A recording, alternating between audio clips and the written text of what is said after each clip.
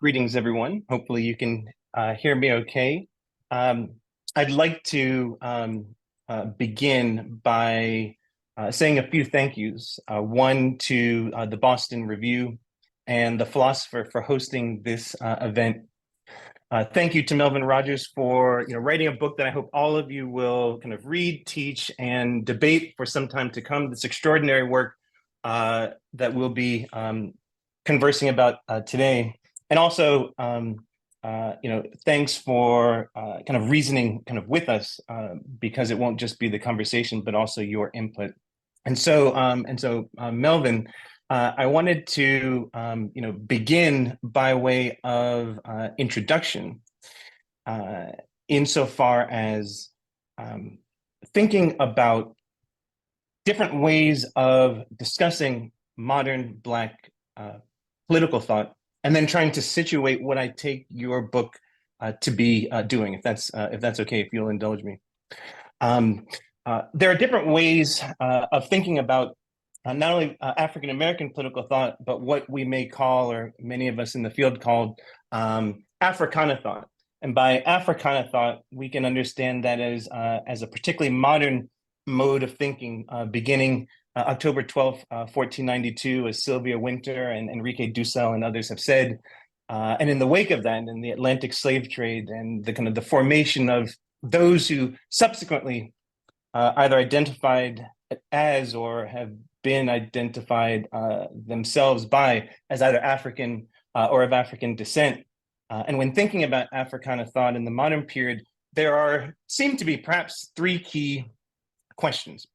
The first question we might call the identity question, the third, the freedom question, and the second, kind of mediating those two, the equality question. And so what do I mean? And then how does this relate to your book? The identity question can be posed very directly and shortly. Who am I and who are we, right? Who am I and who are we? The second question, the equality question, oftentimes we might be using that term, but not in the same way. So there are different, what one may call kind of vertical ideas of equality, basically kind of hierarchical, and horizontal ideas of equality. And so in vertical ideas of equality, one thinks of kind of separate but equal doctrines in which, with regards to questions of race, where those who've been racialized as white in a certain part of a hierarchy, and those racialized as Black in a different part of the hierarchy. Within different groups, there might be the same access to resources and provisions, but those two groups don't experience the world in the same way. And it seems that part of the challenge is trying to create, to shift from a vertically equal world to a horizontally and egalitarian world. And then the freedom question, put directly, what does it mean to be free? How does freedom relate to conditions of enslavement, and are liberation and emancipation the same as freedom and the like?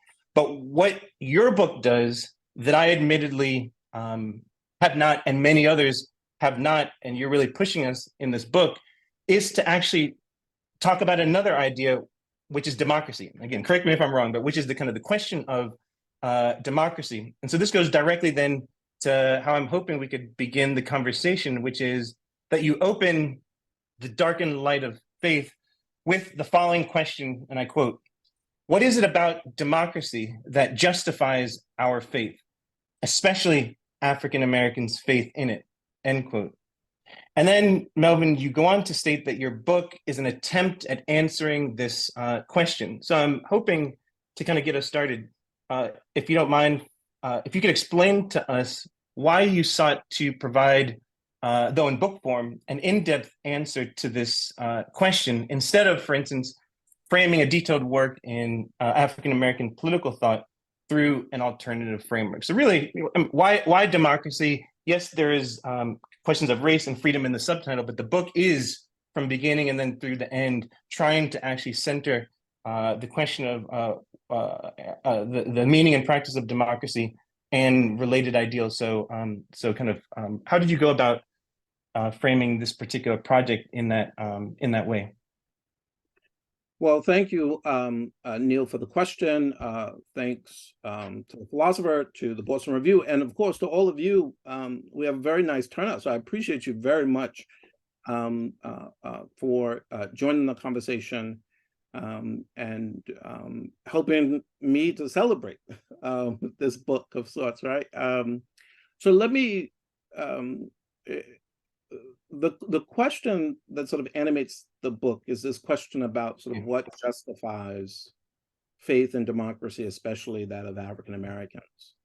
But I think before really we can get to this question, I have to sort of stand back a little bit and just sort of say a word about my orientation to the figures that comprise the book. The book roughly runs from the 1830s with the abolitionists, David Walker, and it sort of concludes in the 1960s and 70s with James Baldwin, and there's a whole series of figures in between.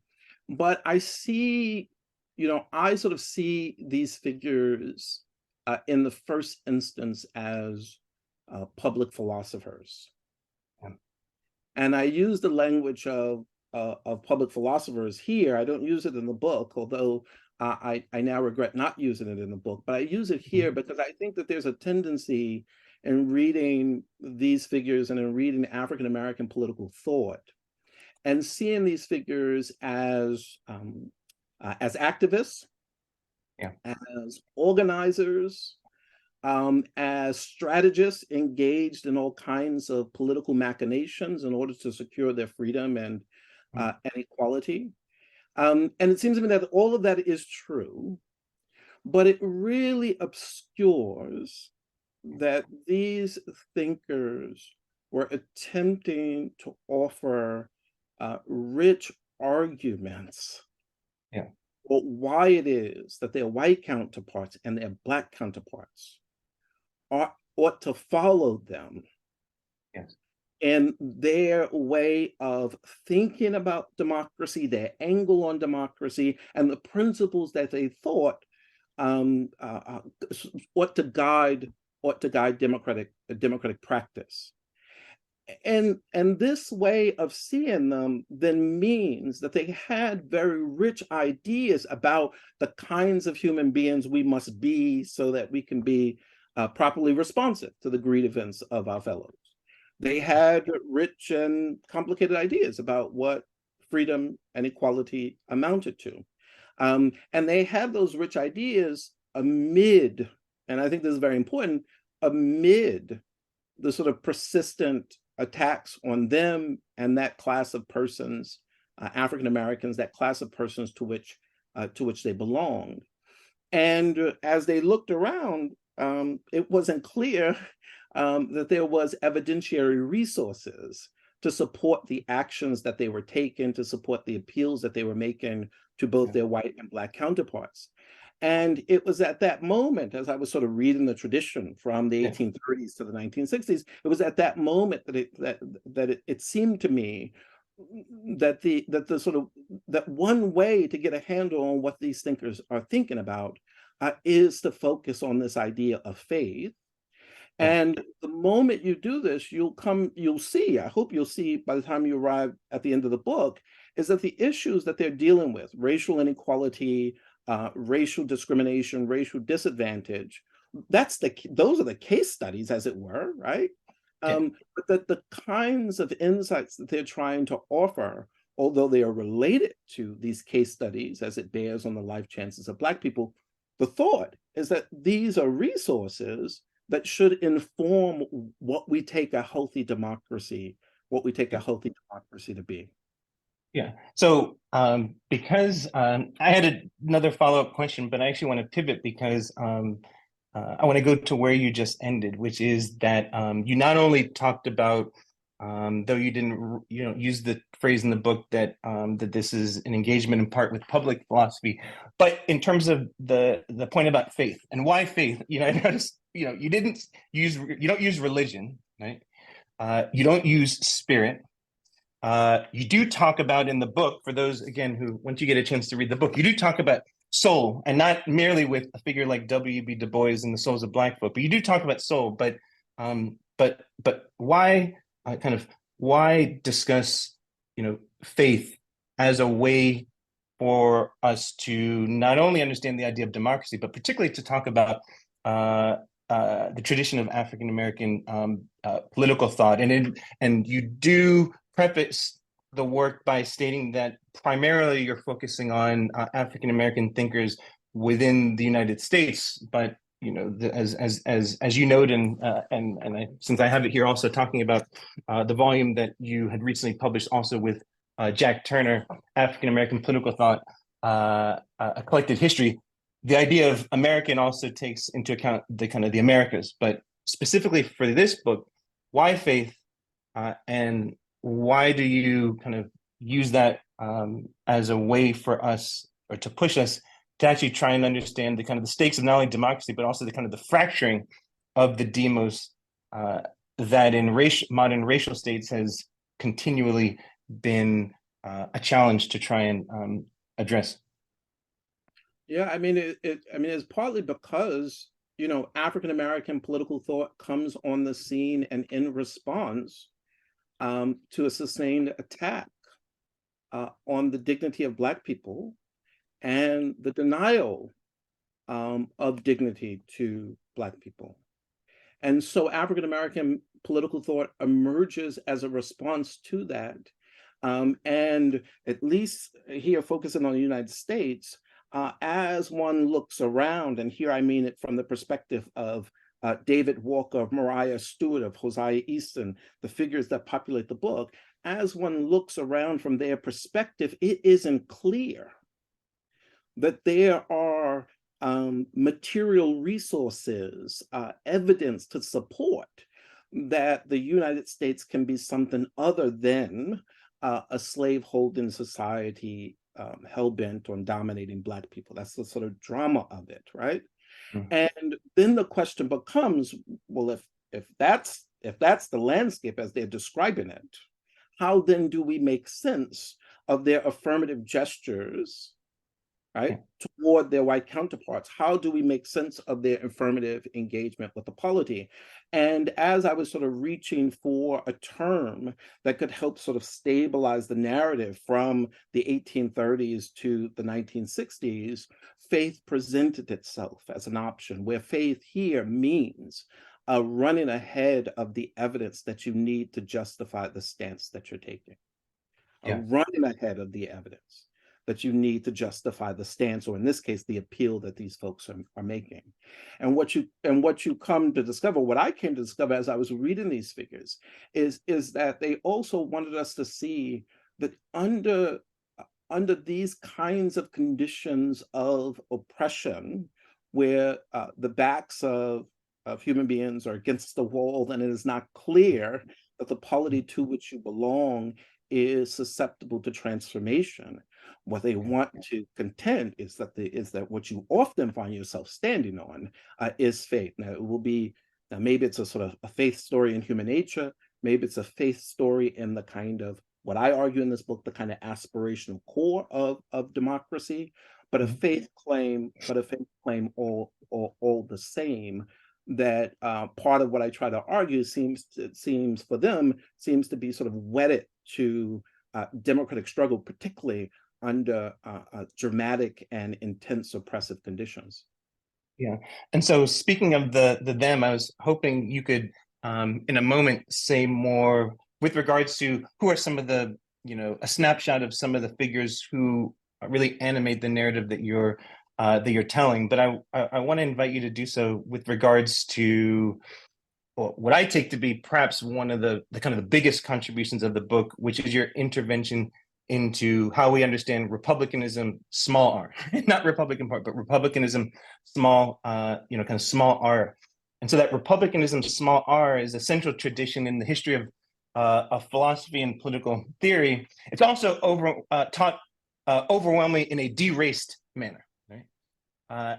And the implications of this squarely are that it's a tradition that's been taught incompletely. And so one of the, what I'd written in the kind of advanced blurb to your book is that you exhibit what I call kind of Copernican gusto, like kind of Copernicus. That is a boldness of the argument in the Darkened Light of Faith, which, and unless I'm reading this wrong, is meant to shatter forever previous views that we may have held dear or irrefutable. And you suggest not only that another vision of the world is possible, perhaps that's the faith part that you're inviting us to consider, but that this vision was in part previously articulated, yet whether silenced or disavowed or simply underappreciated. So what I want to ask you to kind of help explain to us is, what exactly is republicanism to you, small r? And how have you sought, with this kind of Copernican gusto, to rewrite republicanism's genealogy through close attention to 19th and 20th century Black intellectuals, artists, and the movements that they ushered in, and really you do address kind of artists and movements, but in a way that you open with, which is also to understand these as contributing to thought, but really republicanism, a tradition that really is thought to, at least in Western political thought, to be irrelevant in the 19th century. And then you're saying not only was it relevant, but it was really Black women, men, children, figures known, less well known, perhaps unknown, that actually kept the faith in a particular type of way in the face of what might have seemed irrational, right? Right. Well, look, let me first say that I think you were quite generous in your blurb there, and I appreciate the drama of that blurb. So thank you for that. The story of republicanism appears very early in the book. So if part of the preoccupation with the book is about sort of what justifies African Americans' faith in democracy, there's a question about sort of how are they thinking about the people to whom they're appealing. And what I argue in the book is that it opens up a distinction. It's not unique to African Americans. It's housed within democratic theory, and it's housed within democratic practice, ordinary democratic practice, in which there's a distinction between the people that enjoy rights and privileges per a constitution, and then sometimes the ways in which we sort of rhetorically invoke the people as a way to redirect the energies of the demos, of our constituencies, right, of a country. And that second idea of the people is aspirational. And part of what I argue is that African American thinkers lean heavily on this second aspirational dimension. And then this raises a series of questions about, well, how do you get the people on the ground to embrace this new vision of themselves?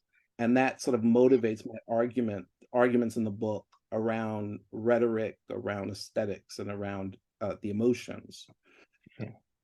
But one of the central principles or ideas that's guiding all of this is the idea of freedom, which I derive from African Americans in the 19th century, their early use of the tradition of republicanism. And so what is republicanism? Well, it seems to me that in its sort of in contemporary discourse, republicanism refers to two different strands of political theorizing. One that relates to the sort of Greek tradition, and the other one that refers to the Roman tradition. The first of these emphasizes the importance of character and habits that are necessary to sustain a political society, and so it places a great deal of emphasis on virtues. But the question becomes, well, why is this important? Well, it's important to give direction to your political community, and presumably it's important to guard against various forms of corruption and various forms of exploitation. Here enters, I think, the sort of second strand, which is largely derived from the Roman tradition, although we also see it among the Greeks, which places an emphasis on the absence of domination. You don't want to be at the arbitrary mercy of your fellows, and thus you need institutional forms that will embody this idea of freedom that's trying to guard against domination. Now, this tradition of republicanism in its sort of contemporary its contemporary valence is associated with figures like Quentin Skinner and Philip Pettit, and in fact, both of them, I think it's 1997. Pettit publishes Republicanism, and Skinner publishes his little book, Liberalism Before Liberty. And one of the things that emerges in both of these books is this sense that really what freedom is about a status, right? The status that you enjoy. And part of what I try to sort of argue in the early part of my book is that this discussion about status was understood to refer to those who have or don't have political standing per institutional recognition. Your institutions need to recognize you as having status. And so the thought, we see it very clearly in the American case, as they took themselves to be experiencing domination at the hands of the British Crown. The aim was to break from the British Crown and to establish institutional forms that could embody a form of freedom that guarded against domination. What I try to suggest is that for these thinkers, African Americans, as they deal with the problems of racism, that the sort of challenge to their standing is not fundamentally, in the first instance, about their legal standing.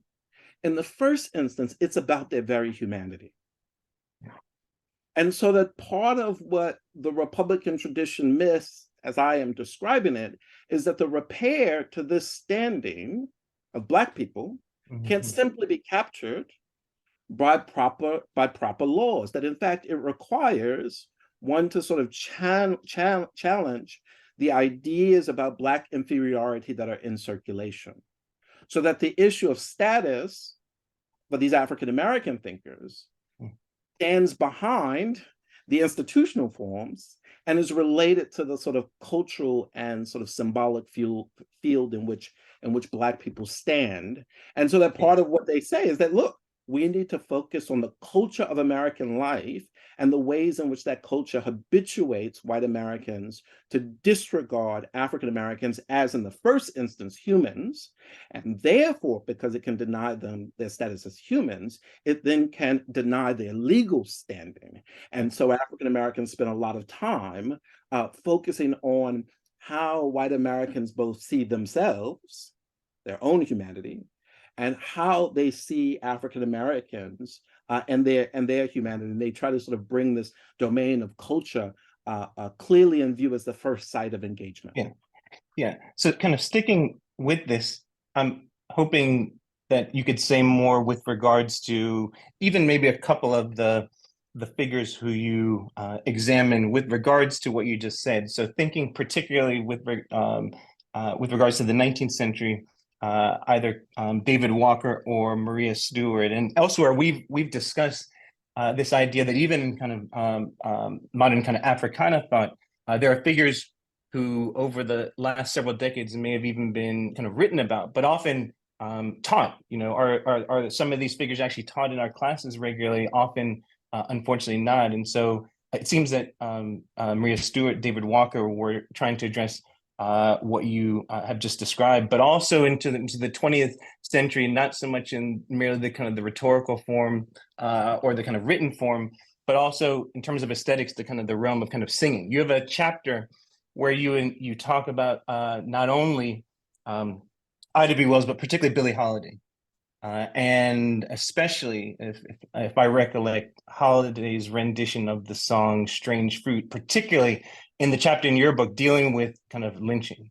And in this, in your, I think, kind of attempt to give an archaeology of a kind of a disavowed or and also kind of underappreciated account of republicanism in African American thought, there is still nonetheless the stark reality of these kind of peaks and troughs of Black folk being in a republic, trying to, as Du Bois articulated in 1935 in Black Reconstruction in America, trying to render lost cause narratives and actually talk about the reality of things on the ground. why must one keep faith in these different junctures in which there's an affront to try and actually have that kind of racially just society, that equal society, that free society, that democratic society. And yet there are still these attempts in this tradition that you're showing in these differing forms, from Walker's appeal to Holiday's song, that are not abandoning the aspirational, you were calling it, the kind of this aspirational ideal, but make no mistake, is not romanticizing racial violence, interracial, what Daniel Allen calls interracial distrust, and the like. Does it make sense? In other words, I hear what you're saying about republicanism, but besides just the kind of philosophical theoretical tradition, why try to articulate and situate the activities and actions and thought of kind of modern Black folk, when there perhaps are those who are saying maybe it's not liberalism, maybe it's not a genre of conservatism, but is it really is it a version of republicanism? I think you're right, but if you could say something to those who might say they don't doubt what you have charted, but maybe it's something that is distinct, let's say, from even republicanism that continues prior to your works like yours that that don't actually account for kind of Afro-modern actors. So what do you say to that? Right. I mean, one of the things that I try to say in the book, because the important thing when you sort of read these thinkers, and I don't think it's just unique to the African American thinkers. I think I could actually make this case broader with respect to the thinkers in this period of the United States more broadly. But when you read them, they're often philosophizing and theorizing on the go. They're usually in the middle of things, right? There are crises and problems that are pressing on them at that moment, and the people to which they belong requiring a response, and then they sort of reach out. They reach out for resources. So one of the things that I say in the book is that although I sort of lean on republicanism very early on to help bring into view the particular character of domination, we should not think that republicanism as a tradition that Black folks are pulling from, that it actually exhausts the resources that they're relying on. Mm-hmm. Right? Mm-hmm. There is still the sort of natural rights tradition, which is derived from, in this case for these thinkers, and what most people would want to identify it with the liberal tradition. But my point in focusing on republicanism was to try to sort of centralize this idea of domination and try to centralize this preoccupation with culture, and importantly, following their language. So when David Walker speaks about the Republic, and he invokes the language of republic in an effort to sort of shame his readers, because part of what he wants to sort of highlight, well, is this a republic that enslaves human beings and sort of treats them this way? When Martin Delany invokes republic, or Douglas invokes republic, these terms are not, the invocation of this is not ornamental. It is meant to sort of tap into a very robust tradition, and they're interested in deploying it in the service of the struggles that African Americans find themselves in.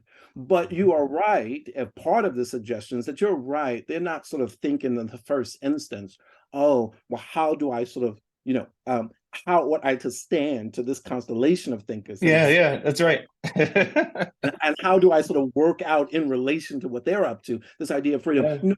They're not proceeding that way. And that has everything to do with the character of them as public philosophers. Yeah.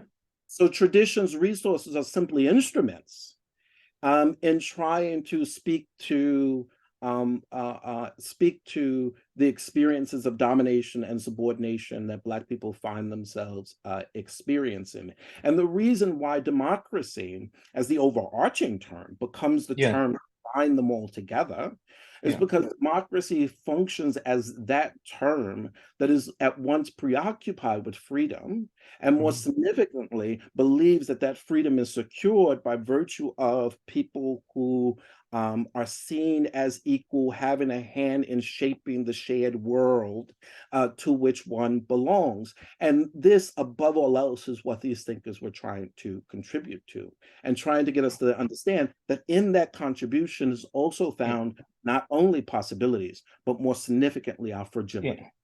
I mean, what was striking, and actually reading your book, which then led me to go back to the works of figures that I either hadn't necessarily reasoned with in a long time. And so one of the things that struck me was David Walker and David Walker's appeal in the different chapters, the discussion of kind of wretchedness, right? He talks about kind of the wretched, even in the titles of wretchedness. And then speaking of our contemporary geopolitics, the work of a figure, as you know, that I've kind of spent quite some time thinking with, a figure like Frantz Fanon. We know the kind of translation of his last work while he was alive, The Wretched of the Earth, the Damnés de la Terre, right? The kind of the damned, the wretched. But both Walker and Fanon, like Billie Holiday and Du Bois and Ida B. Wells, were those, it seems, who were trying to think about not only what does it mean to kind of exist in a kind of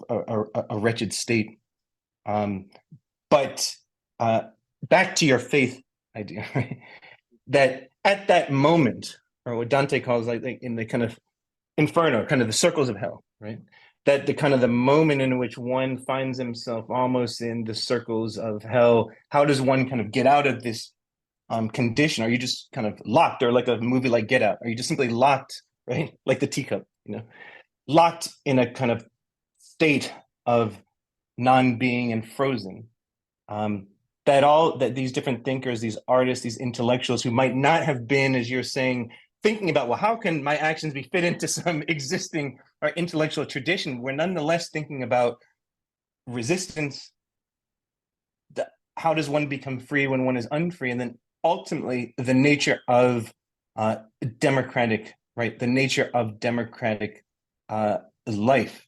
And it seems like that is not the only, but one of the important contributions that you're doing is to try and spell out for us and to sit with, right, their ideas, perhaps in ways in which maybe independently we might have, I'd have analyzed or discussed at the dinner table. We see this in, I believe there was some individuals who mentioned they were in the opening from Jamaica or the Caribbean, the different ways in which kind of Rastafari has thought about this, the movement has thought about this kind of as well, right? Kind of the sense of, are we frozen, or are we?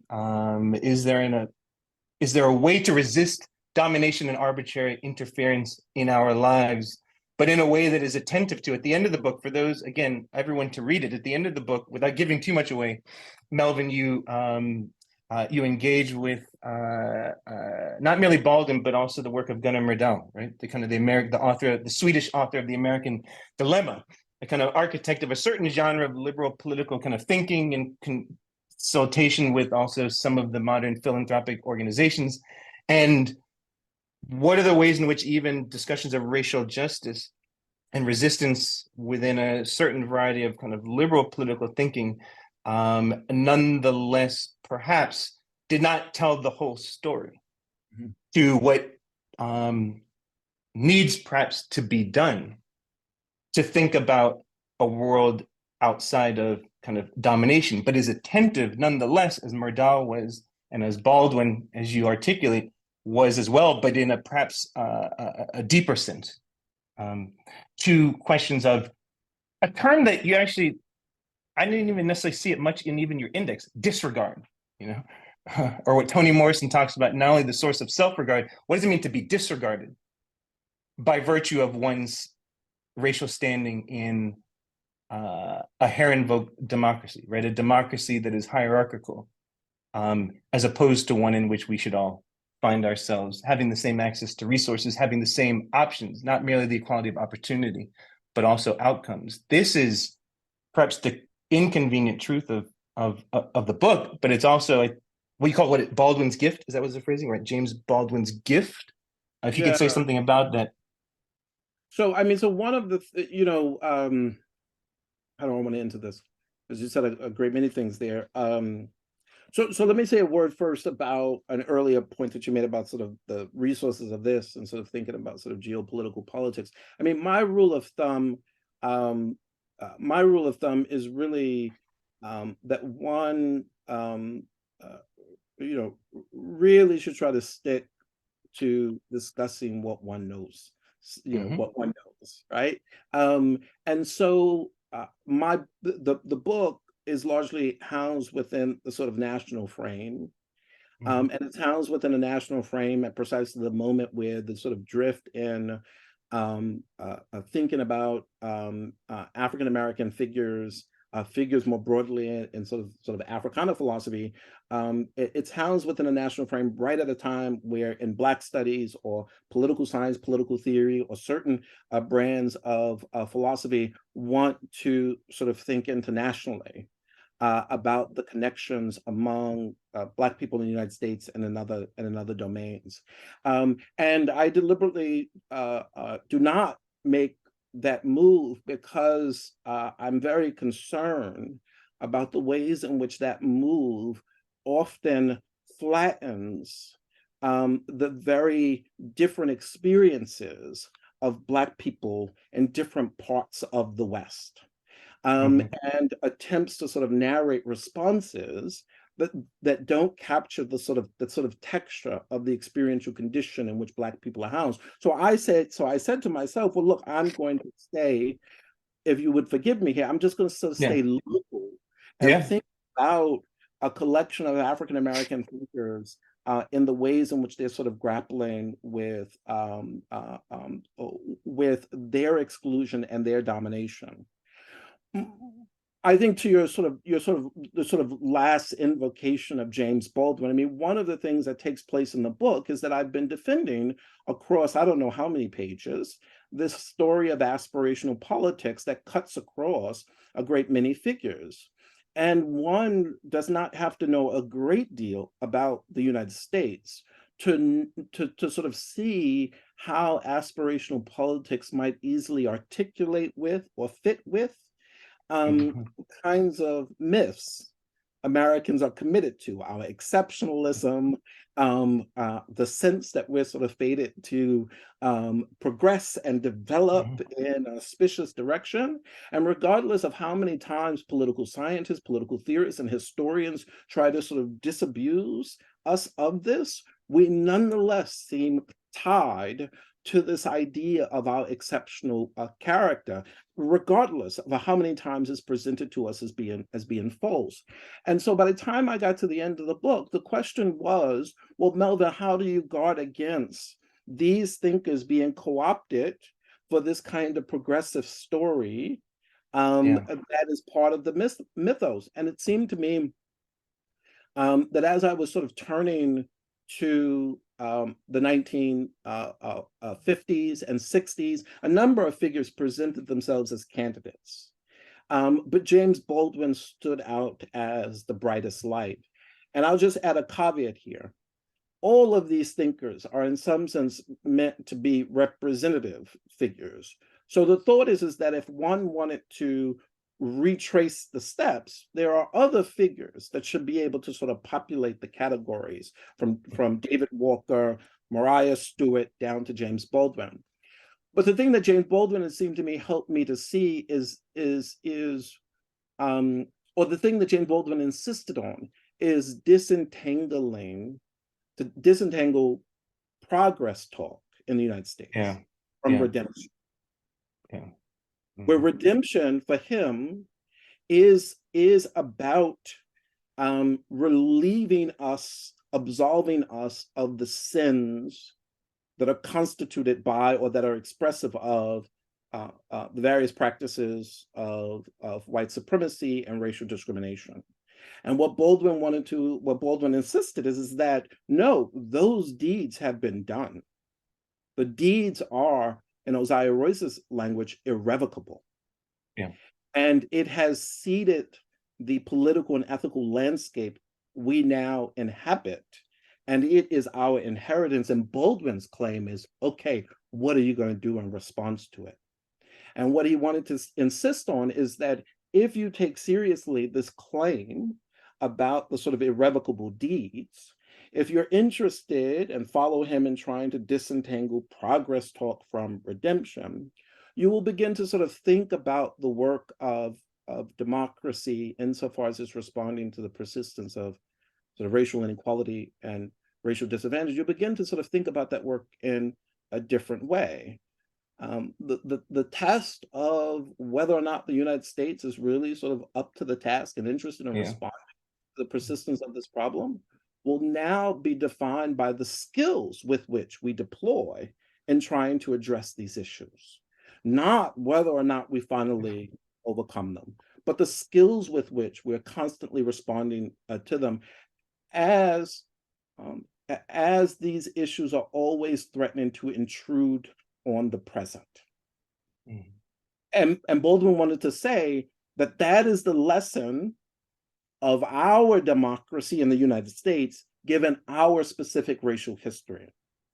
And that then requires that in the practices of struggle, in the practices of political and legal responses, all of those can only make sense in light of the trauma that brought them into existence.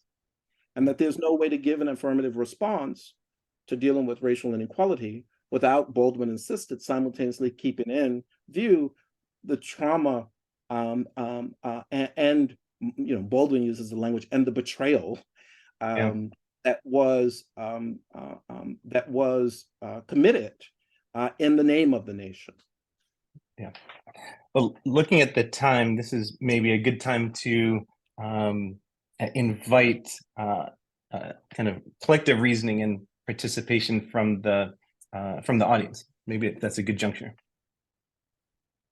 Okay, let's jump straight in. So there's loads of questions that have come in. I guess we'll do our best to answer as many as we can. I thought I'd start with Avery Johnson's question, as Avery appears to have read some or maybe all of your book, Melvin. So Avery says, in the book you discuss that resisting domination for Black Americans is to resist living, quote, at the arbitrary mercy or whim of their white counterparts, what Walker refers to, as do classical and contemporary thinkers, as the absence of Republican liberty, end quotes.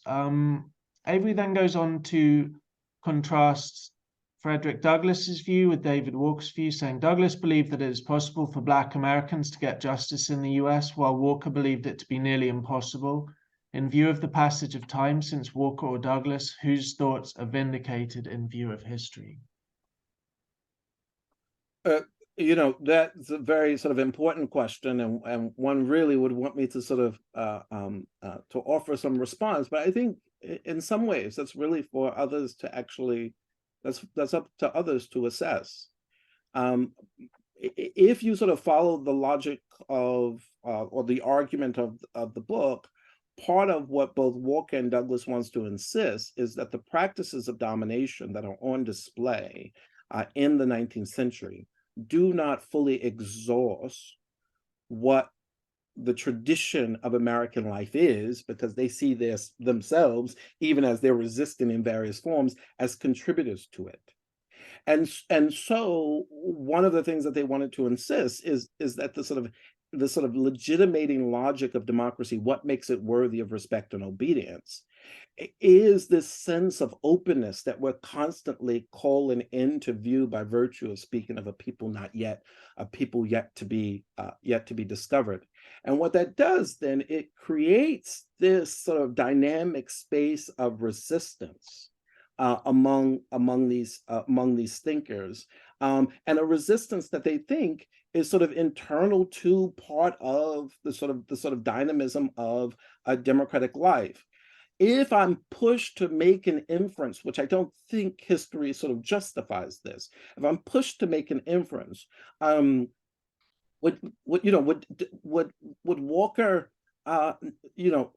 would Walker have eventually arrived at the place that Martin Delany arrived in the 1850s, which is we need to get up and leave? Would he have arrived at the place in the 1920s with Marcus Garvey, given the persistence of what was going on? Right?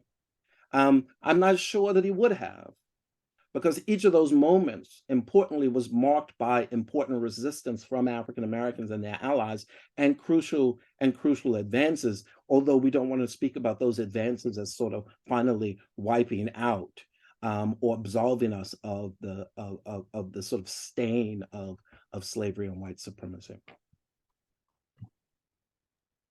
Can I just add one small point to this? Absolutely, please. Which is that I think is a great question.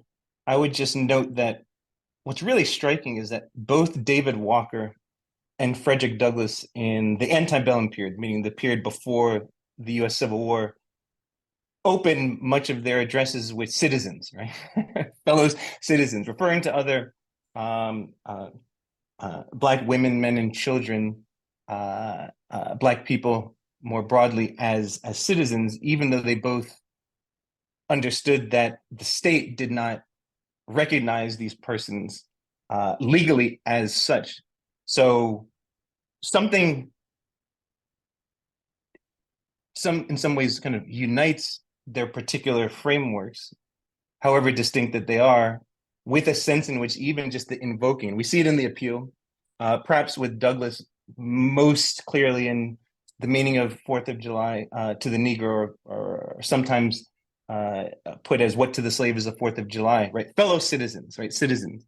But each of these figures are ones in which there are kind of competing interpretations. So perhaps Melvin's point that maybe leaving it to the reader to decide, but I think that point is still worth noting.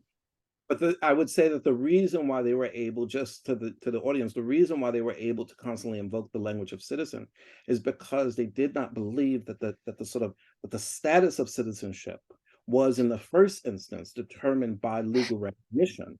That for them in the first instance, it was determined by our simple capacity to judge the environment in which we stood. And in fact, that was the same capacity that the American colonists appealed to as they contested the British crown. Yeah. Okay, so Davon Boyd asks, I appreciate the concept of faith as a normative anchor for theorizing racial reconciliation and democratic inclusion. Can you speak more on faith in the Black tradition as an engine of political action for the thinkers you investigate? So, Melvin, do you want to start with that one? Sure. I mean, absolutely.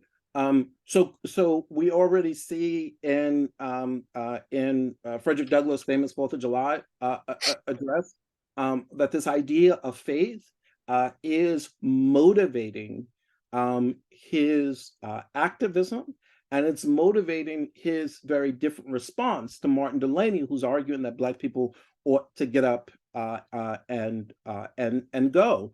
And Martin Delany in the 1850s to William Lord Garrison was very clear that, look, if there was any probability, and this is Delany's language, that Black people would be treated fairly, if there was any probability, he would stay. We're in the 1850s. He would stay and fight the good fight. But then he says, I have no hope. I have no faith in my fellows. Douglass would respond subsequently to this account, and Douglass would say, look, I don't disagree with Brother Delany and his interest in Black people going elsewhere. I disagree that he doesn't have sufficient faith to believe that Black people will be treated fairly on American soil. But this idea of faith, it not only motivates Douglass, but it's fueling Anna Julia Cooper in the 1890s as she is trying to make sense of how do we understand slaves who are escaping from freedom, escaping from slavery, but who sort of see in the North, the United States North, a possibility for their freedom. And then, of course, as we come downstream, this idea of faith also houses itself or is located within the sort of religious traditions of African Americans, obviously the sort of Christian imaginary of African Americans that is helping to sort of mobilize not just simply the activism in the 20s and 30s, but most certainly in the 40s, 50s, and of course the famous civil rights movement. But what I think binds them all together, even the religious descriptions of faith, is this sense that these folks are sort of running ahead of the evidence that they need to justify this stance that they're taking. And they know that for those who rely on strong evidentiary foundations, they're going to appear to those folks as simply irrational. And yet they want to say it is not at all clear how we account for radical political struggle in the absence of faith to begin with. Neil, do you want to add anything to the question or to Melvin's response? I mean, on this one, I might say Melvin said it kind of best, because I think this one probably was most squarely rooted in to Melvin's book. However, I would add that I do think we should say a bit more about Ida B. Wells, because I have to say, in terms of when I initially saw the kind of architecture of the book, not a book that, if it was merely a work that's engaging kind of African American political thought, but especially this kind of idea of faith, I was trying to figure out where Ida B. Wells fit into your account, and one of the things for those who have not read the text, and that you soon will, is that the book does engage very much not only kind of lynching, but more broadly with Ida B. Wells. We know that one of the areas that Wells was deeply committed was kind of journalism, right? And even though that's not the focus of your book, that Wells's commitments, and even pushing a figure of Frederick Douglass, as we know, before Douglass passed away, that one of the Ida B. Wells's biggest critiques of Frederick Douglass in the postbellum period, particularly with the kind of the period that not just the rise but the fall of Reconstruction, was saying, Douglass, why are you not using your social and political capital to address lynching? How lynching has been an attempt, particularly with the kind of pushback to Reconstruction, as a way to kind of refracture the demos. And that I've always found it, in 2023, that Ida B. Wells had a newspaper that was called Free Speech. It's as if free speech, that Ida B. Wells understood it, was the antithesis of how we talk about free speech today. And so a question of faith, perhaps with Ida B. Wells' faith for Wells, that there's something about a sense of kind of truth-telling, trying to actually use that as a way, not in a religious sense, but perhaps as one mechanism to really address what some of these other figures and movements were trying to do, but in her own way. So for those tuning in, part of what Neil is picking up on is the way in which we look at Ida B. Wells, a sort of famous Black journalist, to sort of pull back the curtain so that all can bear witness to the horror of lynching and what was really motivating it. And the thought, as I'm following Neil, is that her emphasis on journalism, to put it in different terms, was largely epistemic. That she thought in the revelation of the truth, the facts about lynching, that it was the facts that could sort of move her reader. And in that regard, she seemed not to have, one might say, sort of any interest in reaching for faith. The only thing I would say is that this is actually sort of how we sort of typically read. This is how we typically read, rather, Wells. And one of the things that it obscures is how heavily she leans on the aesthetic, on the idea of horror, on the idea of brutality, And the question then becomes, why is she leaning on these terms as a way to move her audience? And that, it seems to me, has less to do with the sort of epistemic resources of our audience, or the openness of those epistemic resources. It has something to do with a certain description of human nature that she has in view, and in which my claim would be, and in which she places her faith. Even as she is insisting, even as she is telling us, it is not at all clear how it is, or why it is, one's white counterparts would act differently, given that she helps us to see that the problem of lynching not only speaks to the issues around patriarchy and gender in various ways, but Ida B. Wells is also clear that the practice of lynching helps to sort of fortify the identity of her white counterparts.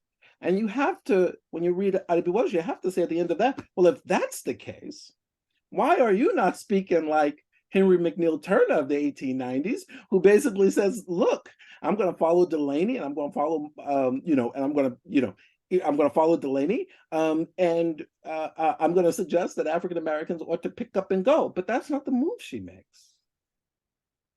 And the question is, why doesn't she make the move? And my argument is that the reason why she doesn't make that move has less to do with the story about journalism and truth telling, and it has more to do with this background faith that she places in human nature, that it can be moved by the horrific, even though that same nature seems to be thriving on the horrific. So that's, that's my thought. I think that's the one area of the text where a great many people are going to say, Paul Taylor has already said, something about this seems to be out of step with the claim about faith. And I have his comments, and I have to respond to those comments. Okay, that's great. We're pretty much at time, maybe a little bit over. There's just one more question, which I guess we'll have to ask Melvin and then Neil to do a sort of a quick fire answer to it. It's just a question that I think is very interesting. It's also one of the earliest ones asked. It's from Harry Ramesh, who basically, to sum up the question, says, how do the thinkers Melvin writes about link education and republicanism, and might these linkages help guide our thinking today? So any brief thoughts on that, Melvin? Right. So very briefly, for all of these thinkers, we live in a very different time, where the sort of intellectual landscape, the landscape of publishing, is so saturated. These are very different times. And so the writing of a pamphlet and the writing of a book like The Souls of Black Folk of 1903 could go very, very far in attempting to sort of generate public debate, in an attempt in stimulating in people a thoughtful reflection. I mean, so incendiary was David Walker's pamphlet that on the one side, by African Americans, it was sort of described in various newspapers as a light that had awakened them. To grab the sort of drama of it. And on the other side, it had mobilized politicians in the South to pass laws banning African Americans from being able to read, or having permission to read, or being allowed to read, or being read to them. And so very different landscape. But what I would suggest is that these figures thought that their activity of writing and circulating was part of the sort of broad system of re-educating the public. This is what Ida B. Wells thinks in her journalism. There are others who think that art could serve this form, right? Billie Holiday's sort of performance, we didn't get a chance to talk about Billie Holiday, but Billie Holiday's performance of Strange Fruit, right? But all of it was that through one's sort of ability to sort of see and to listen to these productions, that this could be part of the sort of educational transformation. The final point I would make here, I know we're trying to move quickly, but the final point I would make here is something that I think is quite important. These thinkers believe that they belong to a time in which their fellows actually could be horrified by the image, or that they could be moved by the soul. I don't know that we sort of subscribe. I don't know that we subscribe to that view today. I'm unsure about it. If I can, I know we're at our end, but if I may, to add on to what Melvin said, I think education is essential to this, not just tradition, this story, and then even today, but it's not insignificant to the question of Hari Ramesh posed, that Anna Julia Cooper, first and foremost, was a principal, was an educator, right? Many of the works that we know Cooper today, her work on race in the French Revolution, was years after she was a principal. Du Bois is a subject of Melvin's book, particularly two works, The Souls of Black book, but also a piece in the 1920s, Criteria of Negro Art. But I know we can't get to the question, but I believe I saw in the chat that there was a question about Du Bois's idea of abolition democracy and Black Reconstruction in America. But Du Bois has a whole chapter. I teach this, and I don't know why more people don't discuss it. Du Bois has a whole chapter about Black schools, right? The idea of kind of Blacks in that narrative in that tome in which he asserts abolition democracy. He's imagining education, literally the building of schools, at a moment in which, there has been this kind of repression after the Civil War, that education has a significance in not just philosophical tomes, but literally, what does it mean to literally build a school, create a school, the nature of Black education, and how does that connect? And it is not insignificant. Last point, I promise, Anthony. It's not insignificant that the notion of abolition democracy then gets refashioned and repurposed in a figure like Angela Davis, who, as someone who is known as Melvin, you open with this, that different figures who are known as kind of activists or known for or what they've experienced, but Davis as a professor, right, as a philosophy professor, and that has used this notion of abolition democracy to not only talk about questions of mass incarceration, gendered violence, but also freedom, right? The nature in which, as Bell Hooks talked about, like Davis, the nature that freedom and abolitionism also kind of pertains to the refashioning of orders of education in one period, and then creating something anew, or Eddie Glaude, right, to begin anew. That's the last I have to say. So the first point then is that we shouldn't be banning these books then. That's the first place to begin, right? But because this is precisely what Du Bois thought, that is to say that you put these texts in wide circulation as a means to engage in that sort of slow reacculturation, redevelopment of character, of the soul in Du Bois's case. All right, enough, because Neil, you and I can keep going on about